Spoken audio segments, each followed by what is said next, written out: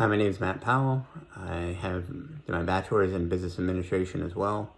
I'm currently a pool wait. I just started a new job working as a budget analyst for the City of Safety Harbor, and I'm one of the two that marked no on the leadership question. I think I can be in certain situations, as most people can, but I just think there's a lot I could probably could improve on to make myself a better leader and maybe enter in those roles moving forward. But my choice for a person that I admire, their leadership style is Warren Buffett. I chose him because of kind of his personality traits. He's, even though he's one of the wealthiest people in the world, he's very down to earth and kind of relatable. And I think he sets a great example by living below your means. Obviously, that's not very hard for him now, but I think he's kind of always done that. He drives a car that's 20 years old and still eats. Not that it's great health-wise, but he eats at McDonald's every day, cheap meals and stuff like that. So I think he lived off $100,000 or so for quite a long time, which obviously for somebody who's a billionaire is well below his means.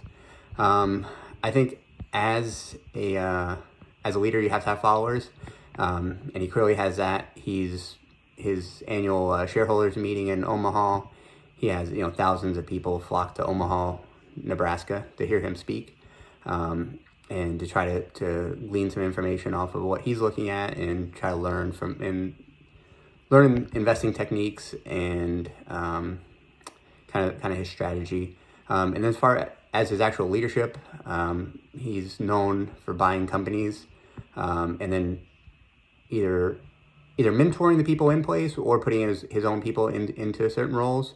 And I think he does a great job at being very meticulous in selecting the people while also mentoring and helping them improve themselves and improve their businesses. And also when he makes bad decisions, him and Charlie Munger, I think, have talked about a lot about making poor decisions, just accepting responsibility and finding the best way to move forward. You just have to accept the responsibility, move forward, and make the best of it. Everybody makes mistakes. You just have to deal with it. And I think that gains a lot of trust in your followers if you're able to actually accept responsibility instead of always blaming others.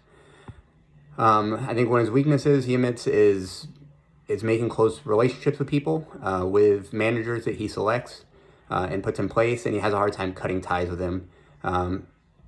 He gives them autonomy to do their jobs on their own by mentoring, like I talked about, but by building those relationships, he thinks it's hard to cut ties and to fire people even when they haven't met the criteria, lived up to the expectations of the business.